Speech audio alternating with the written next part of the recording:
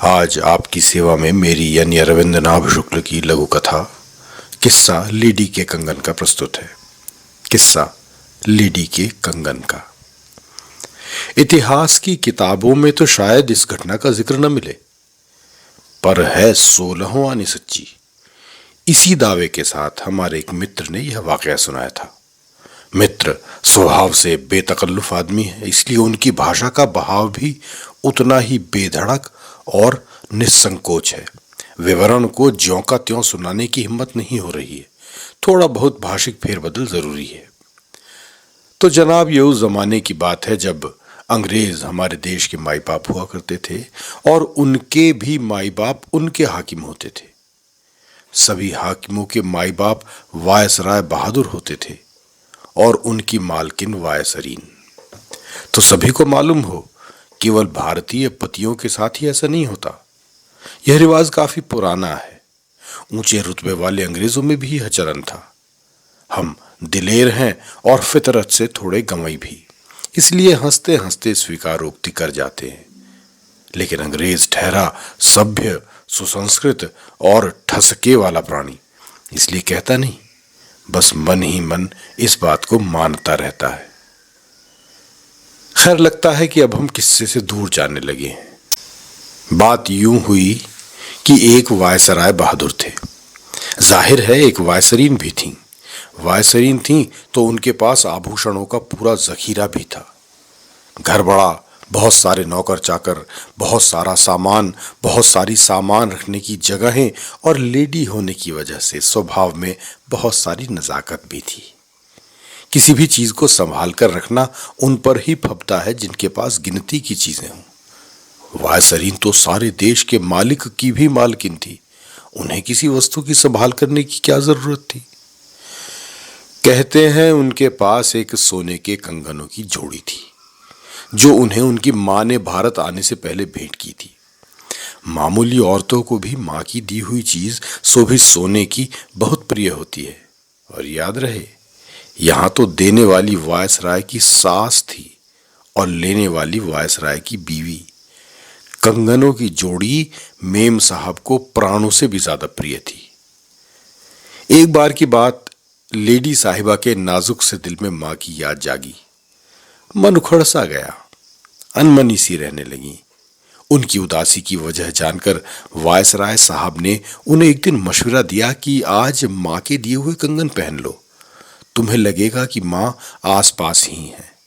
इस मामले में यारों ने यह भी शिगुफा छोड़ दिया था कि वायसराय साहब को दिल में यह डर सताने लगा था कि कहीं लेडी अपनी मां को बुलाने की जिद न ठान ले। और सास के आने की संभावना के जन्मने से पहले ही साहब बहादुर ने युक्ति से उसका काम तमाम कर दिया। साहब की बात सुनते ही लेडी का मन खिल गया। सीधी अपने कमरे में पहुंची, कंगन का डिब्बा निकाला। डिब्बा देखते ही लेडी का मन उत्साह से भर गया। उसे खोलते हुए उनका नाजुक सा दिल इतना भावुक हो गया कि हाथ कांपने लगे।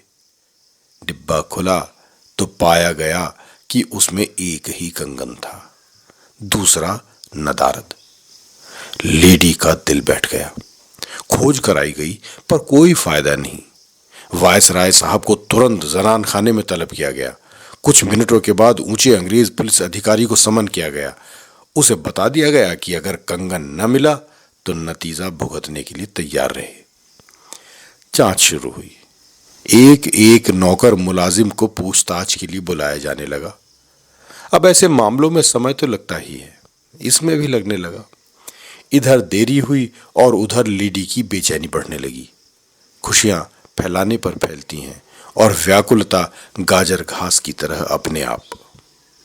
नतीजा यह हुआ कि वायसराय बहादुर का गुस्सा भी बढ़ने लगा। उस पर भी तुर्रा यह कि वायसरीन हर मिनट पर वायसराय की हैसियत और नीयत पर सवाल खड़ा कर देती थी। जवाबी कार्रवाई में वायसराय साहब पुलिस अधिकारी को डांट पिलाते और धमकियां देते। जो हर घर में होता है, यहां भी वही हुआ। लेडी के तानों उलाहनों से वायसराय बहादुर परेशान रहने लगे। वायसराय की धमकियों से पुलिस अधिकारी उदास रहने लगे। मारे बेइज्जती के उन्हें न खाने की सुध रहती थी न पीने की। लाल लाल फूल सा चेहरा मुरझाकर बेरौनक हो गया। पत्नी ने उदासी का कारण पूछा। सुनकर उसने आम बीवियों की तरह फौरन सलाह दी, यह काम किसी दूसरे छोटे अधिकारी को क्यों नहीं सौंप देते?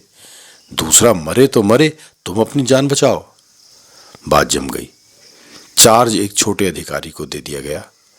अब पत्नी तो पत्नी होती है। उसकी पत्नी ने भी उसे यही सलाह दी। गर्ज यह कई पुलिस अधिकारियों को एक के बाद एक अपनी बारी आने पर अपनी पत्नियों से यही सलाह मिलने लगी। मामला नीचे से और भी नीचे के अधिकारियों तक आने लगा। म्याऊं के ठौर को कौन पकड़े, सब उसे आगे बढ़ा देते थे। होते होते मामले का चार्ज एक बूढ़े हवलदार के पास आ गया। किस्मत की बात देखिए, उसकी शादी नहीं हुई थी। उससे सलाह कौन देता?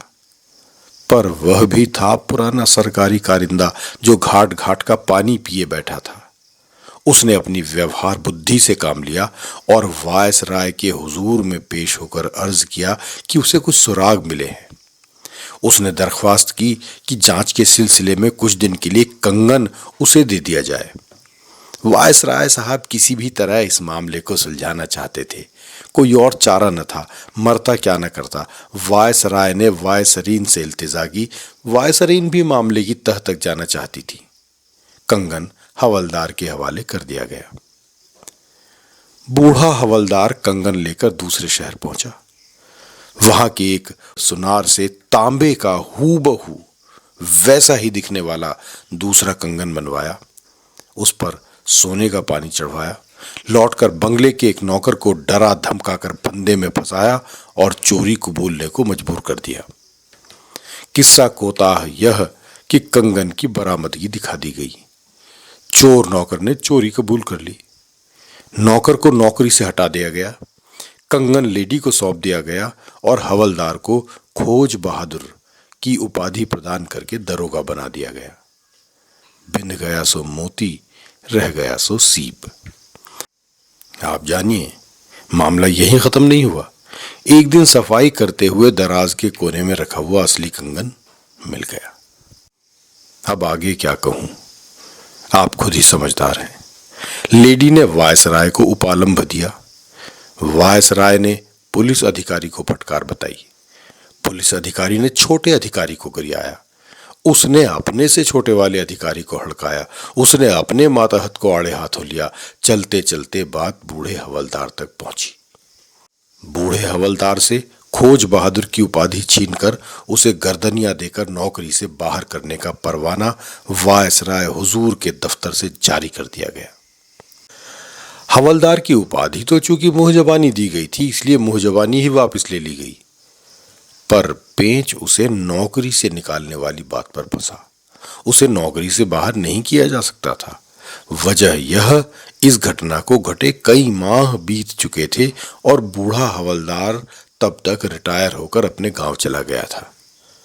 सुनते हैं आज 150 साल के बाद भी परवाना हुक्म की तामील होने के इंतजार में दफ्तर की किसी दराज में पड़ा हुआ है। बेगुनाही साबित होने के बाद वायसरीन की जिद पर नौकर को नौकरी पर फिर से बहाल किया गया। सब यथावत हो गया। बस कंगन की बरामदगी से वायसराय साहब की जो थोड़ी बहुत इज्जत लेडी की निगाह में बढ़ी थी, वह जाती रही। धन्यवाद।